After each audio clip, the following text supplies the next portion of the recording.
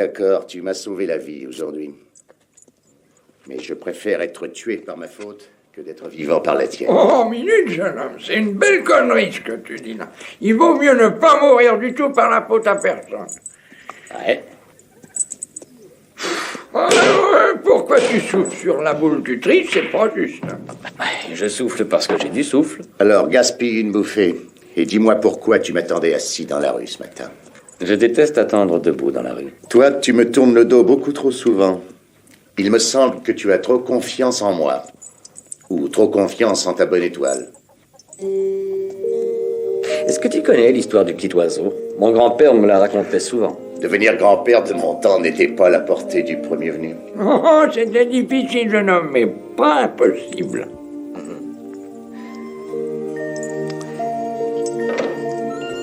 Il était une fois un petit oisillon qui ne savait pas encore voler.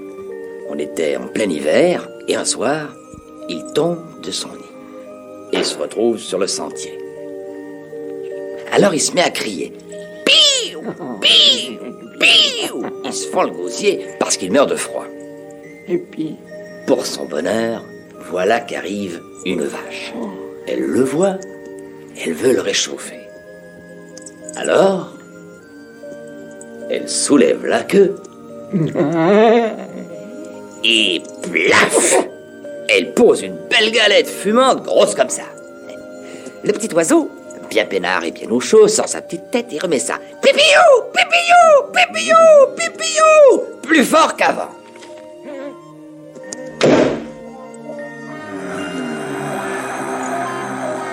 Mais un vieux coyote arrive au triple galop.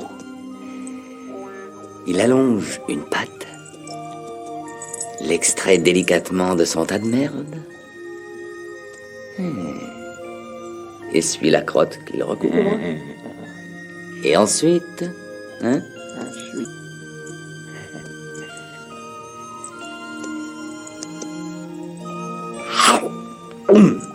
il n'en fait qu'une bouchée.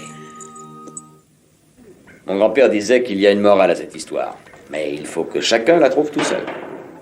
oh, un oisillon, un coyote, une galette. Moi, toutes ces histoires de merde, ça me fait la tête comme une calebasse. Tony, Ouais. t'as vu ça? Il se passe la même chose dans le film. Ah, t'inquiète, c'est de la merde ce film. J'ai l'impression qu'il y a quelque chose d'important.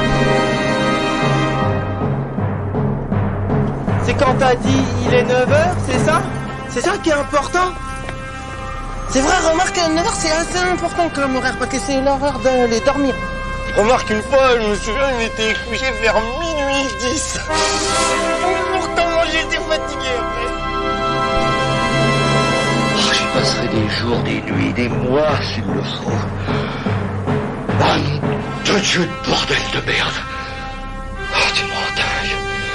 Tu m'en fous. Oh, je suis fou. Oh, Tolstoy. Oh, ton cul. C'est mon génie.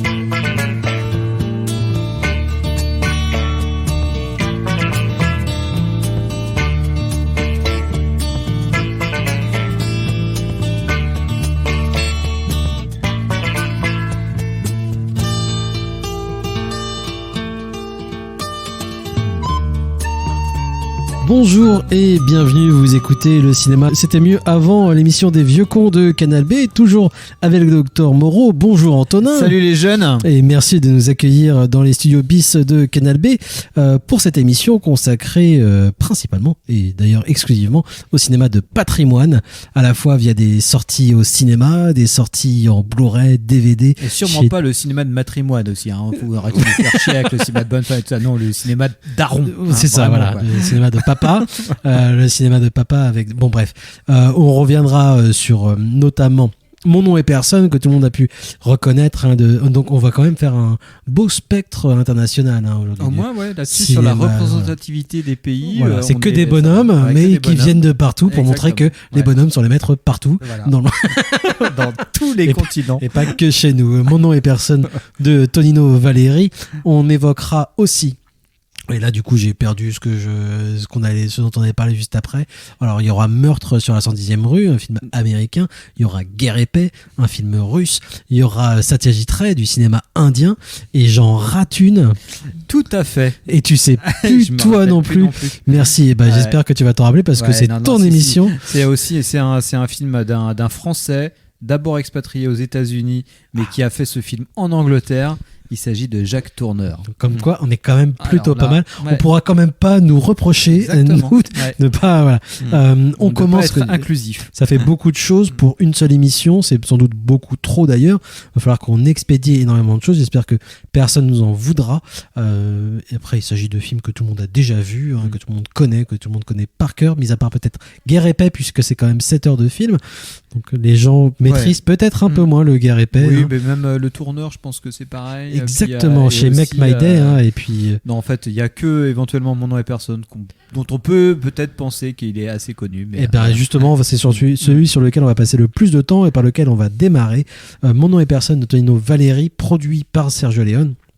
On a souvent entendu dire que c'est Sergio Leone qui avait mis en scène lui-même le film, tout ça machin. Depuis, quand même, Tonino Valeri en a beaucoup parlé déjà. Sergio Leone, je crois, avait évoqué quand même aussi la chose. Il a en effet lui-même quand même supervisé au moins 2 séquences que Tonino Valeri n'aimait pas d'ailleurs, des séquences les plus grivoises du film. Mais c'est vraiment un film de Tonino Valeri et je vais te laisser en parler. Oui, après, bon, ça... Alors, faut évoquer quand même que c'est Lost Film qui le ressort sur grand écran. Lost Film qui nous avait déjà proposé notamment Seconds et puis d'autres... The Wickerman, des très belles choses et on le remercie d'ailleurs. C'était quand même une séance vraiment merveilleuse à laquelle on a pu assister à l'Arvor dans sa version française qu'on a pu entendre, qui est très très goulayante quand même, et c'était vraiment une très très très belle séance avec beaucoup de rire dans la salle et puis le plaisir en même temps de voir du western sur grand écran, ce qui se fait quand même de plus en plus rare.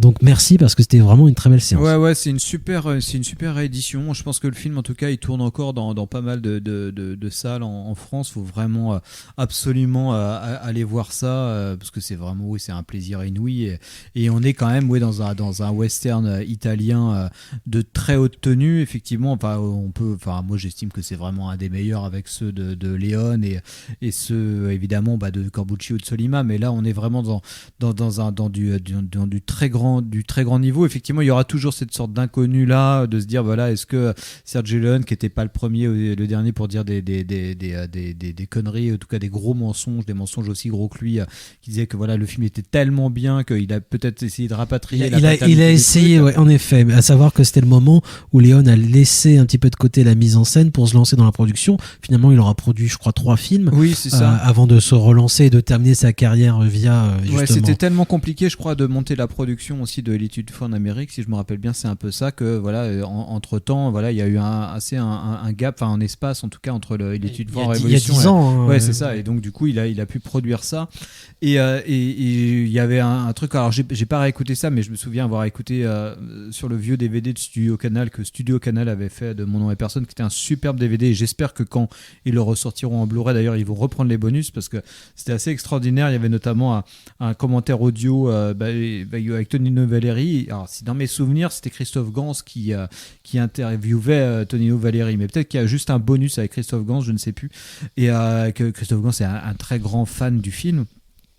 Et où Tonino Valeri, dans le commentaire audio, est en sanglots au moment où il évoque cette affaire-là de Sergio Leone qui a réclamé la paternité du film, parce que lui il disait non, c'est mon film, moi j'étais là, et le seul truc qu'il a fait, comme tu l'as un peu dit, c'est cette scène qui est horrible où la scène la plus scato où le personne est avec le type à la pissotière et fait des sifflements pour l'empêcher de pisser ou je sais pas quoi, et pendant ce temps-là le train part. Une scène un peu longue, et tout ça, bon, qui rentre dans un truc un peu grotesque. Alors et ça vulgaire fait du mal film. à Valérie, mais en tout cas dans le film ça fonctionne aussi. Ah ça. oui, ça fonctionne. Oui, ça fonctionne. Mais de toute façon, le film est extrêmement étrange. On pourrait croire qu'il y a. Évidemment, c'est un film spaghetti terminal, quoi. C'est-à-dire que on arrive vraiment à la toute fin. Sergio Leone, dans ce super bouquin d'entretien qu'il avait fait avec Sim Solo, il racontait ça très très bien. Il disait, bah voilà, moi on m'a désigné comme le père d'un genre. Et à un moment, je suis allé voir les films des Trinitas et là, j'ai suffoqué. Tous mes enfants étaient des dégénérés, quoi. Et donc, il s'était décidé à mettre en chantier ou à commanditer un scénario avec du coup Terence Hill, mais d'un scénario un petit peu sur la veine la plus burlesque du western telle qu'elle était en train de se mettre en place, mais de bonne qualité, on va dire, quoi. Et c'est assez hallucinant de voir le film, de dire à quel point le film synthétise mais tellement de voix du western différents, parce que effectivement le film il est très drôle de la même façon que les Bud Spencer ou Terence Hill pouvaient l'être. Alors moi je suis pas spécialiste de ça, mais en tout cas c'est la veine la plus burlesque. On retrouve aussi cette légèreté qui va justement avec ces personnages, en fait. Complètement. On a vraiment ce truc. Voilà. Si vous cherchez un western à montrer à vos enfants, c'est l'un des premiers westerns que vous pouvez montrer. Ça marche très bien. Il y aura 2 ou 3 gros mots. Attention. Mais voilà. Mais par contre, oui, c'est vraiment ça. Il y a ce truc un peu burlesque du truc, quoi, de Terence Hill et Bud Spencer, avec voilà concours de baffe, effet d'accéléré et tout ça. Enfin, tout ce côté qui vient du burlesque américain et puis même voilà du burlesque musical. Qui a fait le succès aussi du duo Bud Spencer-Terence Hill. Donc il y a ce côté-là avec la présence de Terence Hill. Il va y avoir complètement le côté mélancolique de Sergio Leone, avec ce rapport de ce personnage de Terence Hill qui lui est quelqu'un d'assez jeune, qui regarde avec énormément d'admiration et on va dire d'une sorte de nostalgie un héros qui se balade dans l'Ouest et qui le suit un petit peu à la trace, qui est donc le personnage de Jacques Borgard, incarné évidemment par Henry Fonda, qui n'est pas le Henry Fonda de Il était une fois dans l'Ouest, mais plutôt le Henry Fonda de Ford, c'est-à-dire une sorte dans le regard en tout cas de Terence Hill, la représentation idéale du héros de l'Ouest absolument invincible, génial, d'une moralité on va dire à toute épreuve, et dans le regard de Terence Hill, il veut juste, il l'admire, et il veut lui offrir une sortie absolument géniale. Il veut le mettre en scène de façon à ce que sa sortie soit aussi géniale que toute la vie qu'il a pu avoir, tout le mythe. Visiblement, c'est un truc qu'Henry Fonda n'avait pas compris du tout, et dans ses mémoires, qui sont pas merveilleuses, et le type est pas très agréable, que ça soit, alors, je sais pas si c'est ce film-là dont il parlait, ou Il était une fois dans l'Ouest, mais il explique juste qu'à un moment dans sa carrière, fin 60, début 70, il est parti en Italie faire un western qu'il avait déjà oublié en rentrant, quoi. Bah oui, non, mais en même temps, j'imagine que c'est un acteur de John Ford. Ouais. Il est pris en tant qu'image, hein, de toute façon, Henry Fonda. Hein, je veux dire, après, il est très très bien dans le film, mais tu vois bien qu'il en donne vachement moins que Terence Hill. Mais après, pour finir un peu sur ce truc-là, c'est vrai qu'il y a cette sorte de truc un petit peu méta du film où ce personnage du temps des années des années 70 en tout cas, qui veut faire revivre un western des années 40. Et ce qui est génial dans le film, c'est que ce personnage qui est pris pour un cow-boy des années 40 par ce mec des années 70, c'est plutôt un cow-boy des années 60, c'est plutôt un cow-boy de Peckinpah, c'est-à-dire quelqu'un qui n'est absolument pas une figure de moralité irréprochable, mais qui est au contraire quelqu'un de plutôt vénal, de plutôt pragmatique, de plutôt qui cherche juste à se faire sa place au soleil, c'est-à-dire de retourner en Europe, d'aller en Europe, oui. se ménager une fin de vie relativement tranquille, mais lui absolument pas dans une démarche. Ça serait presque non pas quelqu'un de Peckinpah parce qu'il n'est pas romantique, ça serait plutôt quelqu'un à la Robert Aldrich de Veracruz, quoi, en fait. Mais le moment où dans le western américain, le cow-boy le hors-la-loi ou le shérif, toutes les figures, le héros du western, en tout cas, les westerners sont devenus beaucoup moins d'une moralité irréprochable que ça avait pu l'être auparavant. Et bon, là, on parle vraiment de grandes tendances, parce qu'on sait que ça a été beaucoup plus complexe que ça, le western, mais en tout cas, dans Mon nom et personne, on a l'éventail en fait du truc est mis à travers un récit qui est absolument génial, parce que voilà, on a vraiment ce personnage de Terence Hill qui est à la fois une figure de l'innocence totale, mais qui est à la fois c'est le metteur en scène, c'est lui qui veut ménager, qui va mettre en scène les conditions pour que ce type-là ait droit à un final merveilleux, et donc du coup il va les faire affronter la horde sauvage, justement. Ouais, complètement. Peckinpah a le droit à sa tombe dans une scène du film, et on va affronter la horde sauvage. Et puis je pense que c'est à la fois il veut lui offrir ça, et puis c'est surtout il veut offrir au spectateur, quoi. C'est ça, c'est que c'est à nous que c'est destiné. C'est genre, bon, vous avez adoré le western parce que ça vous a fait habiter vos rêves de grandeur, on va dire, vos rêves de grands espaces et d'actes héroïques inouïs, et vous voulez le revoir. On sait que c'est fini, mais vous voulez le revoir. Et ben on va vous le montrer. Et effectivement, on y a droit. On va avoir une scène à la fin qui est absolument géniale, qui fonctionne, qui est démystifiante totalement, parce que on sait, nous, intellectuellement, qu'elle est fausse, qu'elle est mise en scène, qu'elle est complètement tout arrangée, que ça explose dans tous les sens parce que il y a eu une sorte de petit subterfuge de la part de personne. Mais par contre, on a la jouissance quand même de quelque chose de très enfantin, d'une image absolument grandiose qu'on prend comme de façon assez à la fois naïve et démystifiée. Donc le film, il est vraiment assez sublimé par l'une des meilleures compositions de Sergio Leone. La BO est impeccable. Il y a absolument rien à jeter. Génialissime, quoi. Enfin, c'est vraiment il y a rien à jeter vraiment dans cette bande originale, qui va reprendre d'ailleurs aussi elle-même des extraits ou des influences et tu vois, dans l'Ouest, il y aura les Valkyries, il y aura tout. Et Leone, il s'amuse aussi, quoi, en fait. Et c'est très communicatif. À la fois, en effet, le jeu des acteurs.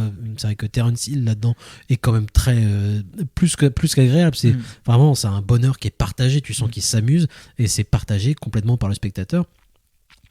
Valéry, je pense qu'il était vraiment investi, c'était important pour lui. Il avait été assistant de Leone avant, il maîtrise quand même, quoi. Et là, il cherche à faire un bon travail, et je pense que Leone n'y est pas pour rien non plus. C'est-à-dire que c'était un producteur sans doute très chiant. C'est qu'après le film, en voyant la qualité, il a fait du mal à Valéry, mais sur place, je pense que lui, en tant que producteur, il a poussé aussi justement tout le monde à faire un bon travail, parce qu'il y avait son nom qui était collé là-dessus, qu'ils se rendaient compte qu'il y avait un projet intéressant, et que voilà, il a fait son boulot de producteur, trop peut-être d'ailleurs, et ça s'est mal fini pour le réalisateur, mais voilà. Et tout le monde est à fond. Il y a en effet que Fonda, mais on est, comme tu le disais, c'est son image qui compte, en fait, c'est ce qu'il véhicule. Oui, carrément. Et je pense que tout le monde est tellement à fond. Alors moi j'ai juste regardé genre 5 minutes de la version italienne, et moi je peux pas trop regarder le film en italien, c'est pas possible, mais tout le monde est tellement à fond que même les doubleurs français sont à fond. Ils se sont éclatés, c'est génial. C'est pareil, tous les tons sont incroyables, les dialoguistes ont dû s'éclater mais oui, carrément. Alors peut-être que voilà, les dialogues, je pense, sont géniaux du truc. C'est vrai que là on est au level vraiment Audiard en termes de jeux de mots, enfin pas de jeux de mots mais de mots d'auteur et tout ça, qui annonce parfois même des gags, des blagues que les As pourraient faire, comme on l'a entendu dans l'extrait qu'on entendait pré-générique, quoi. Pourquoi tu m'attendais assis au milieu de la rue, parce que je déteste attendre debout. C'était des choses, tout est incroyable. Enfin voilà, mais ça pisse du génie à chaque fois dans les blagues, mais dans l'émotion, et puis on navigue entre plein d'émotions différentes, quoi. Donc c'est vraiment un film assez exceptionnel. Un gros plaisir. Merci à Lost Film de le ressortir en salle. Il y a encore donc des salles en France qui le projettent, et puis en espérant en effet qu'ils reviennent aussi de par chez nous dans un objet physique. On enchaîne, puisque comme je le disais à l'entrée de cette émission, on a du boulot. On devrait passer plus de temps sur ce genre de film, mais on a beaucoup de films dont on veut parler, et Rimini nous sort aussi un nouveau Blu-ray ce mois-ci. C'est Meurtre sur la 110e rue de Barry Gier, je crois.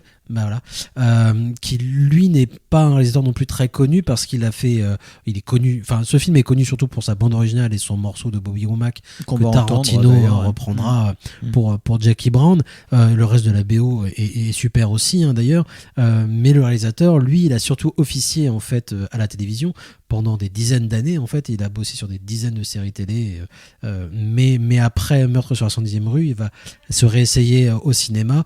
Il va enchaîner les échecs, il reviendra à la télévision. J'admets que j'avais pas forcément un très bon souvenir de ce film, qui a longtemps été accolé en fait à la blaxploitation, ce qui est parce qu'il y a un acteur noir dedans, parce que ça se passe à Harlem, parce qu'il y a la bande originale de Bobby Womack qu'on retrouve aussi sur toutes les compilations de musique de blaxploitation que je conseille à blaxploitation, s'il vous plaît, que je conseille à tout le monde. Les compilations sont super. Voilà, j'en avais pas forcément un bon souvenir, et c'est vrai qu'en fait c'est une erreur, je pense, de le mettre dans cette catégorie là, parce que c'est pas un film de blaxploitation, mais en effet ça se passe à Harlem, et c'est l'histoire de la mafia italienne qui elle est au sud de Central Park, et elle a en effet ses antennes au nord de Central Park, donc dans Harlem, au nord de la 110e rue. Et ils vont se faire braquer par un groupe de prolos, de gros prolos. C'est des types qui sortent de prison, qui peuvent pas avoir de travail, mis à part sortir les poubelles ou quoi que ce soit, et qui là ont une occasion de se faire un peu de pognon, qui l'ont pris, et ça s'est fini par meurtre de policiers, par meurtre de mafieux, et tout le tremblement. Tout le monde en a pris pour son grade, autant de noirs que de blancs, et tout le monde va se faire la guerre. Il y a 2 flics, dont un qui est raciste, ou en tout cas considéré comme raciste, et puis son supérieur du coup, qui lui est en effet un Afro-Américain, et qui vont devoir travailler ensemble. Il y a les mafieux qui veulent aussi tous se mettre la main sur les voleurs, parce qu'il y a l'honneur, parce que tout ça, et donc tout le monde se met sur la gueule en fait dans le film. Et c'est vrai qu'on retrouve aussi, donc c'est début 70, hein, ouais, si c'est début 70, ça doit être 71, un truc comme ça, dans le post French Connection, c'est ça. Et on va foutre la caméra aussi dans ces rues de New York qui sont c'est plus que délabré, c'est-à-dire que c'est un champ de ruines en fait, ce qu'on nous montre. Oui, carrément. De toute façon, c'est vrai que moi j'ai découvert ce film à l'occasion de cette édition-là. C'est clair, je connaissais à peu près l'existence de ce film-là, évidemment, comme tu l'as dit, via sa BO et via des compiles de BO qu'on pouvait avoir de blaxploitation, et je comprends en fait un peu ce que tu dis, parce que je me dis, si jamais on se dit tiens, je vais me regarder un bon film de blaxploitation, je vais regarder Meurtre sur la 110e rue, ça m'étonne pas que plein de gens soient déçus. Oui, parce que la blaxploitation, un des propres de la blaxploitation, comme les films de Richard Roundtree, c'est pas normalement ça, la blaxploitation c'est cool. C'est pas Superfly, c'est pas Shaft. Bien sûr, voilà. Normalement c'est des films qui sont un peu over the top, qui sont plutôt généreux. Enfin, on va dire que pour le coup c'est des purs films du dimanche soir. Ça, c'est des films spectacles et tout ça. Et on en avait parlé il y a quelques mois de ça à l'occasion d'un très bon documentaire qui, je pense, est toujours sur Netflix, ou qui revenait un petit peu sur l'image de l'afro-américain dans le cinéma américain. Et les mecs disaient l'intérêt de la blaxploitation, effectivement les films étaient de qualité variable, mais par contre ça a donné une image désirable de l'afro-américain au cinéma. C'était le héros cool et afro-américain. Voilà, et je crois, je me rappelle qu'il disait, un des critiques, j'oublie toujours le nom parce que je me sens que j'ai déjà oublié son nom, mais un critique de cinéma afro-américain qui disait ça s'est terminé la blaxploitation, parce que aussi les blancs ont compris que il fallait aussi faire des figures de héros cool. Donc là d'un coup t'as Schwarzenegger, Stallone et tout ça qui sont arrivés et qui ont de nouveau proposé des images de masculinité un peu cool et conquérantes, quoi, et qui ont donné fin aux années 70. Bref, on s'égare, mais et c'est le fait que Meurtre dans la 110e rue soit rattaché là-dedans, c'est juste parce que ça se passe à Harlem, et puis il y a une BO bien sûr, oui, c'est ça, et puis ça se passe tout à fait à Harlem, et puis sur des thématiques qui sont propres à la blaxploitation aussi, mais c'est clairement, et dans le DVD, le Blu-ray édité par Emily, on a Jean-Baptiste Torres, Samuel Blumenfeld qui reviennent beaucoup là-dessus et qui disent oui, mais c'est en fait on est plus dans un cinéma qui va être proche de French Connection, dans la lignée de Bullitt, French Connection, les flics ne dorment pas la nuit et tout ça, c'est-à-dire une chronique policière réaliste où Torres, mot très juste comme ça, son habitude, c'est qu'il dit à un moment avant les années 70, c'est qu'est-ce que fait la police pour la société, et après les années 70, c'est qu'est-ce que la société fait à la police, c'est-à-dire comment les flics deviennent complètement fous à force d'être au contact avec une société qui est complètement déréglée, quoi. Donc il fait cette césure-là qui est avec de manière synthétique hyper juste, où on se dit oui, voilà, c'est ça qui marque la césure, quoi.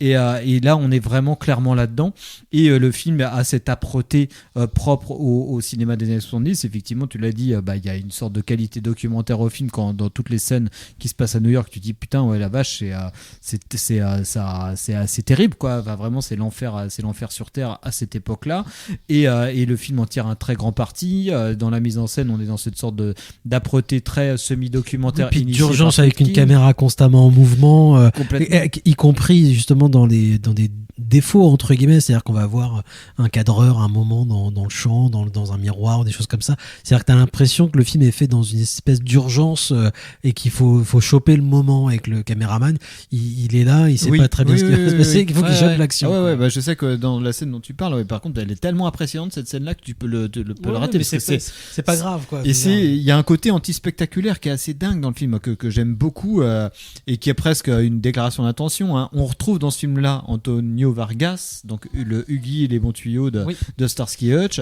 et qui joue une sorte de prototype de pimp, quoi, enfin de personnage typique, un petit peu conquérant, bravache, assez drôle et tout ça, mais qui va se faire défoncer la gueule, alors que toi tu dis t'as envie de passer un peu de temps avec lui, tu dis il est marrant. C'est-à-dire qu'il est pas mauvais, il est pas méchant, et puis même les braqueurs par exemple qui vont tous avoir le droit à leur scène grosso modo pour montrer justement, expliquer peut-être même pourquoi ils en sont arrivés là en fait, quoi. Tu les vois dans leur quotidien, tu vois tu comprends ce à quoi ils aspirent aussi, et ils demandent pas grand chose, mais c'est juste que là ils en sont à un stade où ils ont des vies tellement misérables qu'ils sont poussés presque à ça, et il y a une énergie du désespoir dans leur, donc du coup et eux ils veulent pas devenir le parrain à la place du parrain, eux ils veulent juste avoir 10 $000 pour aller se casser de New York, quoi, en fait, et puis être tranquille, quoi.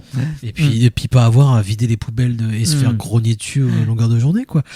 Ils sont pas bêtes, mais par contre voilà, ils ont des vies misérables, quoi. Et les flics c'est pareil, je veux dire, chacun il laisse la place pour comprendre chacun des personnages, et c'est vrai que c'est ça qui m'avait surpris. Je pense que je l'avais vu beaucoup trop jeune, ce film, et du coup ces personnages là, je m'en foutais un peu. Moi j'attendais de voir justement un truc d'action, un truc un peu cool. Là ce qui m'a surpris beaucoup en revoyant le film 25 ans plus tard, c'est que non, il y a une place énorme aussi qui est laissée aux personnages, et ce qui rend aussi l'objet, alors j'irais pas jusqu'à dire émouvant, parce qu'on est dans un truc tellement âpre et violent en fait, que non, c'est pas vraiment d'émotion, mais par contre t'es intéressé vraiment par ce qui se passe, et ça te touche. Oui, carrément, parce que je pense aussi que ça te touche, et puis c'est surtout que il y a une vraie complexité, quoi. C'est vrai que c'est difficile de condamner entièrement Tony Quinn, c'est complètement difficile d'adhérer complètement à Yaphet Kotto, qui reste un arriviste aussi, qui veut juste évoluer et devenir un Babtou, quoi, en fait, il veut ça. Il y a vraiment toute la complexité du truc. Yaphet Kotto va se faire prendre une leçon de morale par le parrain noir du coin, qui essaye lui de prendre la place du parrain italien, et lui dire attends, t'essaies de faire quoi, t'essaies d'être plus blanc que blanc et tout ça là, tu déconnes complètement. Et donc c'est suffisamment complexe, la situation politique, culturelle, sociale de New York à un temps donné, et des États-Unis à un temps donné, en termes de ségrégation et de situation sociale, est suffisamment de façon très complexe mis en scène, mais sans que ça soit lourd, parce que juste pas on terminera là-dessus, mais je sais que l'une des scènes ça reste une chasse à l'homme, après le braquage, il y a une scène que j'ai trouvé très chouette, qui est tout con, c'est quand Anthony Quinn arrive sur la scène du braquage justement, et qui demande où sont les chefs grosso modo, et on t'explique que le maire est parti à l'autre bout de la ville pour expliquer justement à quel point le travail de la police est important, que les deux autres responsables sont à Washington, la ville est désertée par les responsables politiques qui vivent pour eux, et personne ne s'intéresse, ne s'inquiète de ce qui se passe dans les rues, en fait. Donc c'est démerdez-vous grosso modo, et puis faites ce que vous pouvez, quoi. Voilà.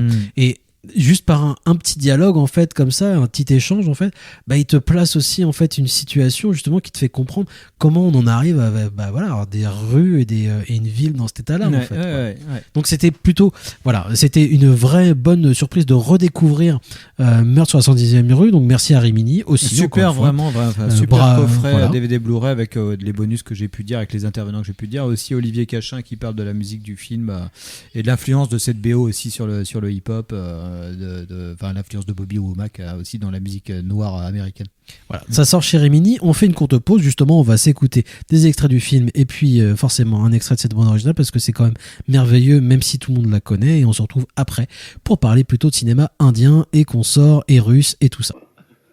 Ce drogué conduisait la voiture des voleurs. Mais enfin, je vous jure que je n'ai rien à voir dans cette histoire, bon Dieu. Rien ne vous oblige à répondre à ces questions en absent d'un avocat.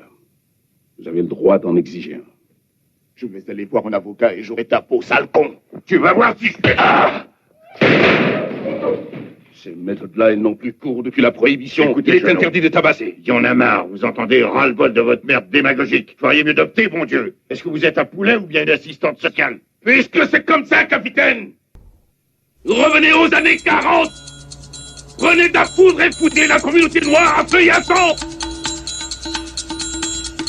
Et avec ma méthode, bon résultat.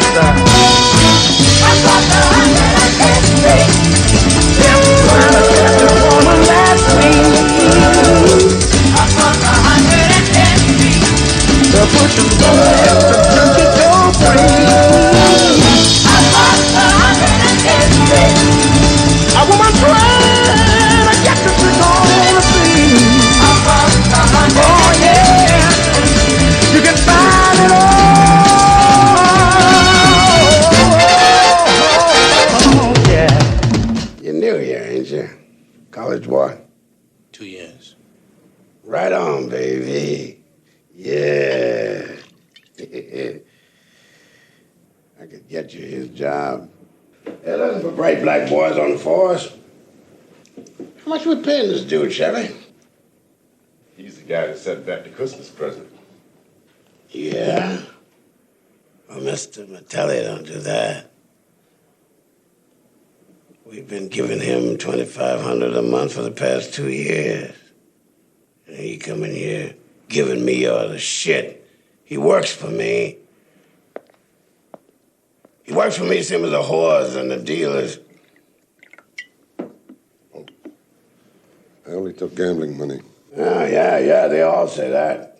No, you don't take whoring money. You don't take dirty, junky money. You only take nice, clean numbers money. Where do you think it comes from? Little envelopes. Dirty money or clean money, it's all the same. Now get the hell out of here. Look, I came to give you a message. If you're too dumb to understand, that's your goddamn business. Any more bodies, I'm coming after you. You hear me? Hey, you watch your motherfucking mouth, white boy. You might be something big to those booty butts that you work over down at the station. But goddamn it, this is me. Doc motherfucking Johnson. You can come running in here because a couple of your cops got knotted. Especially because one was white. Your friend is a racist son of a bitch. He always has been. They all are. C'est donc à l'instant des extraits évidemment de Meurtre sur la 110e rue et puis cette version du morceau de Bowie Womack qui n'est pas celle qu'on entend dans Jackie Brown ni même celle qui est dans la bande originale officielle du film mais bien celle qu'on entend dans le film puisque la version que tout le monde connaît elle n'est pas en fait dans le film. J'ai pas les explications donc je vais pas me lancer là-dessus et on continue cette émission parce qu'on a encore 3 objets énormes dont il faut parler. Le plus curieux quand même ça sort chez Make My Day hein, la collection donc de Jean-Baptiste Toré chez Studio Canal, et c'est une curiosité de Jacques Tourneur. Ouais, c'est Circle of Danger. Alors j'ai oublié le titre français. J'ai oublié donc. Le cercle du danger. Ouais, mais même pas. Non, je sais, c'est pas ça. L'inexorable enquête ou l'enquête inexorable ou l'enquête qui n'en finit pas. C'est pas un Fuller, ça plutôt. Ouais, mais en tout cas c'est un titre français qui n'a rien à voir. Et en tout cas c'est une vraie curiosité. Moi c'est un film dont j'entends parler depuis longtemps parce que Jacques savoir Tourneur, que tu es un expert tourneur, que tu as écrit sur Tourneur. Oui, tu as été publié. J'ai été publié quand j'avais 22 ans dans une superbe revue mondialement connue à Cinémaction là, sur Jacques Tourneur. Très très bon souvenir. Et par contre, oui voilà, mais je sais que même si c'était pas des très bons souvenirs cette période-là, c'est vrai que Jacques Tourneur, moi, c'est un cinéaste qui m'intéresse. On en avait déjà parlé parce qu'on avait évoqué un film aussi édité par Rimini qui était Nightfall. Oui, c'est ça. Film superbe, un film noir. Savoir Jacques Tourneur, pour la faire vite, c'est quelqu'un qui est surtout connu pour sa trilogie de films fantastiques qu'il a fait pour la RKO avec en production Val Newton, qui sont des films absolument fondamentaux, à savoir L'Homme Léopard et La Féline et I Walk with a Zombie, qui sont vraiment une trilogie de films de série B fantastiques absolument incroyables, qui sont basés sur cette idée, où on voit absolument rien, mais qui sont des films vraiment magiques. Donc il s'est illustré dans le cinéma fantastique. Il a terminé aussi sur le cinéma fantastique avec Rendez-vous avec la peur, qui est le film qui fait juste après Circle of Danger, qui est un film fantastique où là pour le coup c'était chouette, qui est sorti chez Whiteside dans un beau coffret. Un film assez extraordinaire, mais c'est aussi quelqu'un qui s'est beaucoup illustré dans le film noir. Nightfall, c'était le cas aussi, film génial. J'ai encore revu il n'y a pas si longtemps que ça, je trouve incroyable ce film. Quand je m'ennuie, je me regarde un petit Jacques Tourneur. Non mais moi je trouve ça assez. Moi c'est vraiment un cinéaste que j'aime énormément parce qu'à chaque fois il m'intrigue beaucoup. Je trouve que ces films sont très mystérieux à chaque fois. Ils sont habités, ils sont hantés. Il y a quelque chose à chaque fois qui m'échappe et je sais jamais trop à quoi c'est dû. Et ça a été encore le cas de Circle of Danger que j'avais jamais vu, que j'ai regardé. J'ai envie de dire, je l'ai regardé, j'ai pris du plaisir à ça, mais je me suis dit, c'est un petit Jacques Tourneur, mais encore une fois, je retombe sur cette petite mélodie souterraine qui me séduit autant à chaque fois, et je me dis, c'est peut-être un Tourneur un peu plus faible, il me séduit beaucoup moins que Nightfall de prime abord, il y a beaucoup moins de brillance, à part quelques scènes qui sont extraordinaires, je pense des scènes au bord du Loch Ness, pour pitcher vite fait, même si c'est pas si important que ça, c'est un Américain qui va en Angleterre pour partir sur élucider les circonstances de la mort bizarre de son jeune frère pendant la Seconde Guerre mondiale. Donc un Américain, son jeune frère qui se serait engagé assez tôt avant l'entrée de la guerre des États-Unis dans la Seconde Guerre mondiale, il serait mort et il est mort et il n'a pas vraiment les circonstances exactes de sa mort, donc il part à la recherche dans une sorte de road trip en Angleterre de tous les membres de son bataillon pendant la fin de la Seconde Guerre mondiale. Et donc moi je regarde ça avec beaucoup d'intérêt. Je trouve ça à chaque fois vraiment assez mais il y a une efficacité quand même magique, aussi, efficace et surtout plus qu'efficace, assez étrange, assez entêtant, avec une. Je sais que j'avais lu quelque part, et c'est très juste que les films de Tourneur sont des films qui sont chuchotés. Il y a des films qui sont dits, il y a des films qui sont déclamés, et il y a des films qui sont chuchotés. Et quelqu'un disait, oui, les films de Tourneur, ils sont chuchotés. Et c'est vrai que quand on regarde les films de Tourneur, les personnages, ils ne parlent pas à hauteur par exemple à laquelle je parle actuellement. C'est pas explicatif. Ils parlent toujours avec deux tons en dessous, mais même en termes de pur enregistrement de son. Ils sont vraiment, il y a un ton du chuchotement. On sent que ce qui se passe, ça va être plus en dessous. Et c'est donc je regarde le film avec beaucoup d'intérêt. Et là où moi je voulais vraiment parler de ce film-là, c'est que là il sort chez Make My Day et il y a dans le disque un bonus absolument extraordinaire qui est un entretien entre Toré, c'est Toré qui interviewe Charles Tesson, qui est un critique de cinéma qui a pour moi été assez important, qui était quelqu'un qui officiait au Cahier du cinéma. C'est une des plumes assez très connues des Cahiers du cinéma, en tout cas l'une de celles par exemple qui a fait, avec Olivier Assayas, a fait découvrir le cinéma de Hong Kong à travers un double numéro assez légendaire. Mais c'est aussi un spécialiste de la série B américaine. Et alors pendant 50 minutes, le bonus où il analyse le Circle of Danger, j'ai trouvé ça incroyable. C'est-à-dire que là, d'un coup, c'est de la grande critique de cinéma où tu écoutes le type, tu dis ah ouais d'accord, en fait, sans que ça soit scolaire, c'est ni Patrick Brion, ni Jean Douchet, ni Michel Simon et tout ça, non, c'est qu'on dirait que c'est au débeauté, il dit bah oui voilà, il y a plein de choses comme ça, il part toujours du texte, c'est-à-dire des extraits de films pour dire voilà, ce que raconte en secret ce film-là, oui, c'est l'histoire d'un Américain qui découvre qu'au fond, il est européen.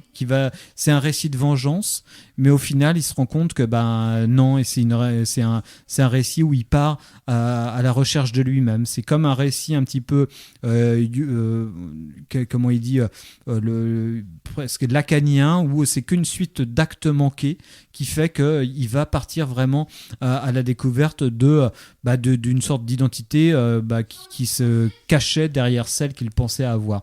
Et en fait, tu regardes ça, tu dis mais oui, c'est vraiment, sans que ça soit asséné. Il te fait aussi découvrir des choses que tu n'avais pas forcément. Ou tous les trucs où tu te dis ouais, la scène là, elle est étrange, elle est vraiment belle, mais tu sais pas pourquoi.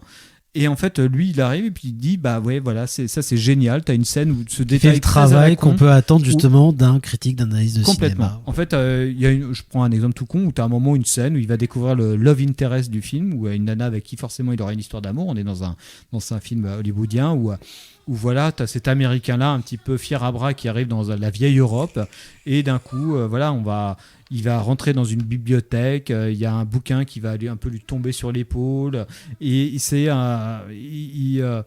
une scène anodine et même je me rends compte quand je la raconte ça pourrait paraître lourdement symbolique, mais à aucun moment tu ressens ce truc-là, mais lui il va dire bah oui, non mais c'est ça, c'est vraiment ce type-là qui vient du nouveau monde et qui arrive dans l'ancien monde, et comment voilà ses origines européennes en tant qu'américain évidemment, en tout cas blanc américain, évidemment c'est des origines européennes. Et ben ça c'est le sorte d'inconscient qui revient. C'est suffisamment très très pertinent et suffisamment vague dans son analyse pour que ça te fasse revoir le film, ou en tout cas voir le film de façon hyper belle, ou en tout cas éclairer des choses qui étaient très sensibles dans le film, mais que moi en tout cas sur lequel j'arrivais pas à mettre vraiment de mots, et rien que pour ça voilà, c'était vraiment Circle of Danger de Jacques Tourneur qui ressort en Blu-ray chez Studio Canal. Et puis pour terminer, parce que je pense qu'on n'aura pas le temps de faire le cinéma indien, désolé, on a déjà un petit peu fait, voilà, c'est pour ça terminer avec un sacré objet, Le Guerre épais de, je te laisse prononcer son nom, Sergei Bondarchuk. Merci Antonin, qui à la fois est ressorti dans quelques séances spéciales, notamment à l'Arvor. Et puis c'est Potemkin qui le sort aussi en Blu-ray, un film considéré encore aujourd'hui comme peut-être le plus cher de l'histoire du cinéma, mais on n'a pas les chiffres exacts, avec des morts à la clé, avec des centaines de milliers de figurants, film de 7 heures monumental, comme voilà, et tu as très bien nommé les séances spéciales de l'Arvor, qui commençaient à 11h à l'Arvor, ça se terminait à 19h ou 20h, un truc comme ça. Ouais. Et voilà, qui va adapter Tolstoï quelques années seulement après l'adaptation d'Henry King, avec justement Henry Fonda. King Vidor. Ah, c'est King Vidor. Donc pas rien quand même. Pas rien. Avec Henry Fonda, avec Audrey Byrne. Merci. Mais là, c'est vrai que ça prend des dimensions complètement folles. Oui, c'est un truc complètement taré. Bah, moi, je sais que je fantasme un peu sur une expérience quand même de regarder aussi Guerre épais. Ouais, c'était assez taré. Moi, c'est un film sur lequel je fantasme depuis longtemps, et c'est vrai que quand j'avais créé cette séance-là, moi, c'était un des films auxquels je pensais peut-être qu'un jour on pourra passer ce genre de curiosité sur lequel on peut fantasmer, parce que des extraits étaient disponibles sur YouTube, on pouvait voir le film. Il était sorti chez Criterion aux États-Unis il y a quelques années. Il avait été restauré déjà quand même. Voilà. Oui, on pouvait. Et donc il y a 3-4 ans déjà, Criterion l'avait ressorti justement en Blu-ray, mais c'est un éditeur américain en France. Ouais. Alors, en effet, c'est un défi de relancer Guerre épais, parce que qui est-ce que ça va intéresser de regarder un film russe de 7 heures, quoi, c'est ça, parce que le cinéma russe, évidemment, de toute façon, hormis le cinéma cinéma muet russe, on peut pas dire que voilà, il y a une vraie actualité patrimoniale sur ce cinéma-là. Enfin, c'est pas un cinéma qui a le vent en poupe, contrairement à un cinéma japonais, par exemple, en ce moment, où le cinéma japonais, tu peux ressortir des vraies curiosités. Il y aura un public, mais le cinéma russe, c'est peut-être un tantinet plus compliqué d'un strict point de vue commercial.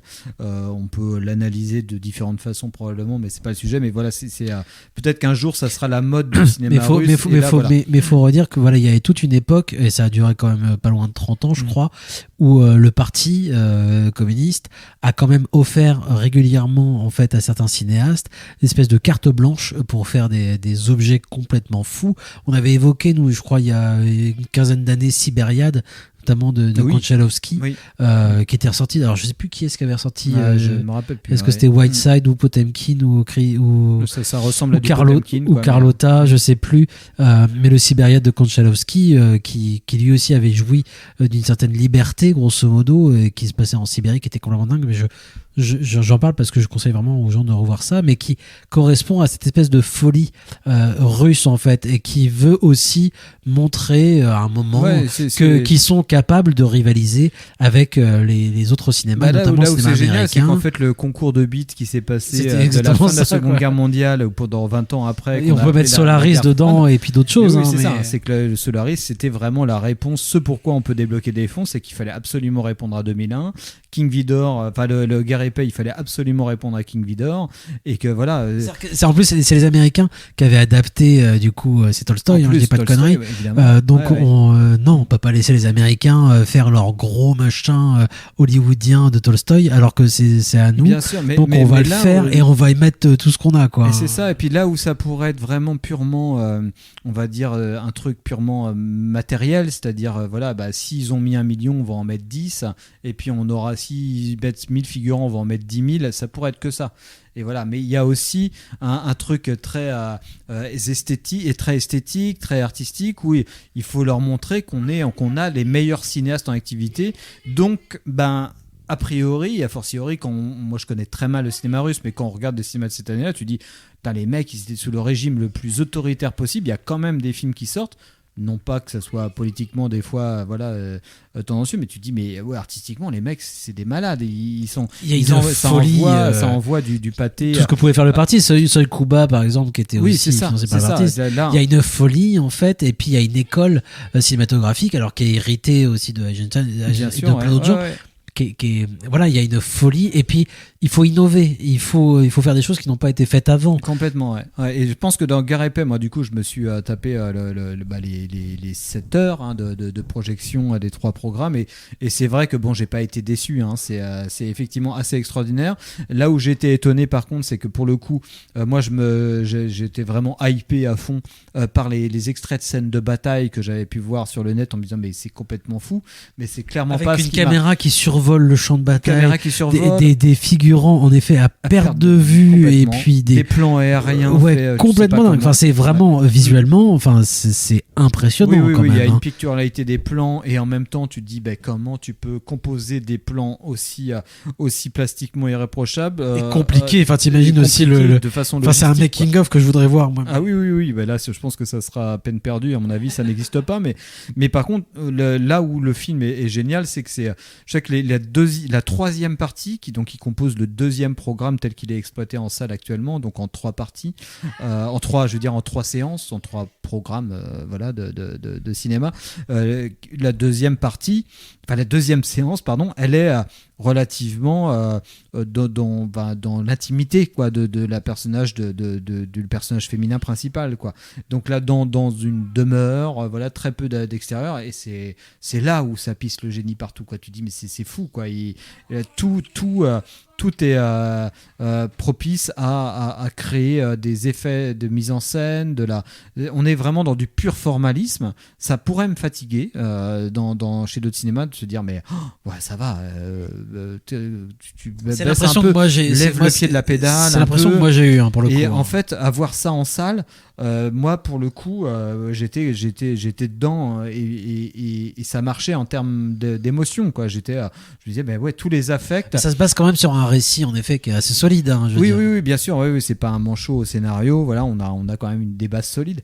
mais c'est vrai que voilà, on est quand même dans quelque chose d'extrêmement opulent, mais dans tous les sens du terme, esthétiquement, de façon, au niveau romanesque, de façon, dans la production. Mais après, cette mise en scène qui est complètement folle, justement, avec cette caméra qui s'envole, elle correspond aussi à un récit, c'est-à-dire que c'est pas complètement aberrant, il y a une cohérence vraiment entre cette folie de la mise en scène qui n'était pas présente dans le film de King Vidor, parce que le film de King Vidor, c'est quand même un film hollywoodien qui se tient sur des bases hollywoodiennes et qui dépasse pas.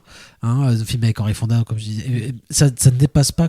Là, justement, dès le début, le film s'ouvre quand même. Enfin, l'une des premières scènes du film, c'est une grande fête avec une jeunesse de beuverie, dans un parc de nuit à Moscou. Aristocrate c'est une jeunesse qui n'a rien à perdre, qui n'a jamais bossé de sa vie aussi, quand même, et qui dépense à tout va un héritage ou n'importe quoi, en faisant n'importe quoi. Et il y a une séquence de beuverie quand même dingue où ils font picoler un ours et ensuite ils se mettent au bord d'une fenêtre et le but c'est de vider un litre de vodka et de pas tomber de la fenêtre. Une séquence qu'il y avait aussi dans le film américain, mais où il n'y avait pas la folie justement, le récit était là mais pas la folie qui devait aller avec. Là t'as vraiment la folie qui va avec en fait quoi. Et dans les batailles je pense que c'est ça aussi la mise en scène elle est là, c'est de montrer la folie, et la mise en scène elle est folle parce que ce qui se passe c'est aussi complètement fou en fait. Je pense qu'en fait de toute façon le film navigue, c'est là en ça que le film tient debout quoi. C'est qu'il navigue entre une extrême on va dire incarnation ou corporalité des choses. Les personnages ils sont là, la beuverie elle est là, les mecs, la sueur sur la tronche des personnages elle est là, il y a on va dire la pure présence humaine elle est là, et en même temps c'est que des humains qui sont habités par l'envie de transcender leurs conditions, par l'amour, par la guerre, le sentiment patriotique, l'aspiration à dépasser leurs propres conditions humaines sur quelque chose de plus grand. Et donc tout ça. On est parti sur une analyse de Tolstoï. Non, mais en fait, c'est ce truc-là, mais je pense que c'est propre à plein de grands films, ce truc-là. C'est à la fois d'avoir un pied dans la boue et l'autre dans les étoiles, quoi. Mais il y a vraiment ce truc-là. Et donc le film il tient aussi la route pour ça quoi. Et ce qui est étonnant, et on pourra terminer là-dessus, c'est que les deux dernières parties, alors j'ai pas encore fini le bouquin qui est présent aussi, parce que le film est sorti chez Potemkin aussi en Blu-ray. Il est accompagné d'un bouquin que j'ai commencé qui est passionnant, de Marc Moquin, sur le tournage de ce film-là. Il a eu accès à toutes les archives de la Mosfilm qui détaillait un petit peu le tournage dantesque de ce truc-là. Et par contre, moi, en regardant les dernières parties où là, je commençais à fatiguer, donc j'ai pioncé un peu, mais j'ai trouvé les deux dernières parties du film très fatigantes, et surtout quand j'étais bien éveillé, je me disais c'est pas possible, il y a plus de réalisateur à la barre quoi. Là, je trouvais. Quand tu parles de dernière partie, parce que le film peut être découpé en 3 morceaux. Oui, il est en 5 parties, mais il est en 3 séances quoi. Voilà, tel qu'il est exploité en salle. Et les deux dernières parties, je trouvais ça mais beaucoup moins bien mis en scène, très patriotique. Là, le côté propagande du film ressortait vachement plus. Il s'agissait surtout de la déroute de Napoléon, quoi. Voilà, je sais plus quelle bataille ou je sais pas quoi qu'on voit dans ce chef-d'œuvre de Ridley Scott. Et la Bérésina. Et c'est Waterloo. Ouais, voilà. Et Waterloo, quand il va vers justement. Tout à fait. Et là, en termes de mise en scène, pour moi, il y a plus rien. Enfin, dans ce que j'ai vu là, ou peut-être que je voyais mal. Mais du coup, c'est peut-être pour ça qu'il va se récupérer après. Donc, ce réalisateur, Sergei Bondarchuk, qui est aussi l'acteur principal quand même du film. C'est-à-dire que le type, non seulement il te tape un film comme ça, avec 100 000 figurants, un film de 7 heures, voilà. Il a fait 2 infarctus pendant le tournage. Voilà. Il est aussi acteur principal, tant qu'à faire. C'est-à-dire que Mel Gibson à côté, c'est quand même un petit joueur. Et il va quand même quelques années plus tard, alors sur des fonds c'est de Dino De Laurentiis, refaire Waterloo. Il va faire un film Waterloo qui est sorti aussi de chez ESC, donc un éditeur pas forcément toujours recommandable, mais bon voilà, c'est avec Rod Steiger qui va jouer Napoléon qui va donc surjouer Napoléon. Il y a des gros plans sur moi. La seule chose dont je me souviens bien dans Waterloo, c'est les gros plans sur la façon dont Napoléon tient ses doigts derrière son dos quand il tourne le dos au champ de bataille. Je sais pas pourquoi, c'est un truc qui m'a marqué. Et je me suis dit, voilà, il faut montrer absolument ce jeu d'acteur de ces doigts. Je sais pas. C'est le seul souvenir que j'ai du film. Pas des batailles. Alors que c'est vrai qu'il y a des plans quand même de bataille de guerre et paix qui restent, quoi. Enfin, c'est vraiment impressionnant. Alors, du coup, dans la deuxième partie du film, les plans de bataille là, donc du coup de Austerlitz, sont complètement tarés. Mais voilà, alors ça, c'est vrai que ça m'a pas touché, mais je me suis dit, bah oui, il y a cette folie de la bataille avec tous ces figurants, sa perte de vue, avec ces explosions partout, et tu te dis, il y a des gens qui sont a priori vraiment morts pendant ce tournage aussi, donc là, je suis peut-être des gens, peut-être des chevaux, très probablement. Ouais, c'est ça. Et tu dis, cette folie, elle est aussi, enfin cette folie de mise en scène, elle est à la hauteur à la fois de ce que c'est censé raconter et de ce qui est en train de se passer vraiment sur le tournage, quoi. C'est-à-dire d'assister à ça, je pense que c'était assez fou, hein, je parle de la guerre et aussi du tournage. Il est malheureusement temps de se quitter.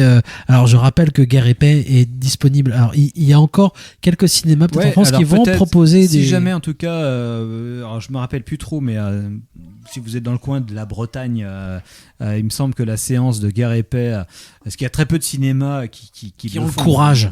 Parle de courage. Bon, après de courage, quand on est à Rennes, ça va. Tu dis, mais il y a d'autres salles qui sont dans des territoires beaucoup moins peuplés, qui ont le courage de le faire, et notamment à Auray, au Tianoc, où le film est projeté. Il me semble que c'est le samedi à la date de la diffusion de cette émission, ou en tout cas peut-être le dimanche. Mais il faut y aller. C'est une expérience unique de se taper 7 heures de Guerre et Paix. Et même si vous dormez une demi-heure, voilà, c'est juste incroyable, quoi. Donc ça vaut le coup. Et sinon, ils sont ressortis en Blu-ray dans un gros coffret, dans une collection plus abordable aussi chez Potemkin. Je rappelle donc que Meurtre sur la 110e rue est sorti chez Rimini et que Mon nom et personne est en quelques cinémas encore grâce à Lost Film, et puis que le film de Jack Tourner, Circle of Danger, est sorti lui en Blu-ray chez Make My Day, dans la collection Make My Day chez Studio Canal. Il est temps de se quitter, malheureusement. Merci Antonin d'avoir participé à cette émission, merci à vous de l'avoir écouté. Vous pouvez la retrouver bien évidemment en podcast sur le site de Canal B, et puis retrouver le lien sur tous les réseaux sociaux que le docteur utilise. On se quitte avec bien évidemment un dernier extrait de Mon nom et personne, parce que c'est un plaisir. On pourrait faire toute une émission en ne passant que des extraits de la version française de Mon nom et personne, et on se retrouve très bientôt. Ciao. Des bisous. Tu m'as souvent dit que ma vie ne tenait qu'à un fil. Désormais, c'est la tienne qui ne tient qu'à un fil. Un de liquidé. Allons chercher l'autre. Ils sont nombreux, ceux qui veulent te le trancher, ce fil. Mais tu aimes le risque. C'est ta façon de te sentir vivant. Et c'est ça la différence entre nous. Moi, quand je voyais venir une sale affaire, j'essayais de l'éviter. Pas toi. Si tu n'as pas une sale affaire à te mettre sous la dent, tu t'en inventes une. Et après l'avoir liquidée, tu en abandonnes le mérite à un autre. Comme ça, tu peux continuer à être toi-même, c'est-à-dire personne. C'est astucieux.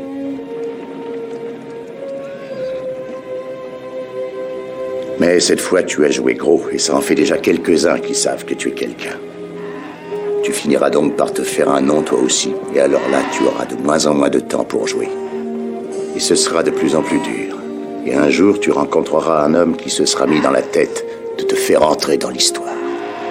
À ce stade, pour redevenir personne, il n'y a qu'un moyen. Mourir.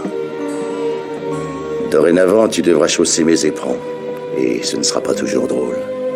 Essaye pourtant de retrouver un peu de ces rêves qui nous habitaient, nous autres de l'ancienne génération. Même si tu t'en moques avec ta fantaisie habituelle, nous t'en serons reconnaissants. Au fond, on était des sentimentaux. En ce temps, l'Ouest était désert, immense, sans frontières. On croyait tout résoudre face à face d'un coup de revolver. On n'y rencontrait jamais deux fois la même personne. Et puis, tu es arrivé. Et il est devenu petit, grouillant, encombré de gens qui ne peuvent plus s'éviter. Dépêche-toi de t'amuser, parce que ça ne durera plus bien longtemps. Le pays s'est développé, il a changé. Je ne le reconnais plus. Je m'y sens déjà étranger. Le pire, c'est que même la violence a changé. Elle s'est organisée. Et un coup de revolver ne suffit plus. Mais tu le sais déjà, car c'est ton siècle, ce n'est plus le mien.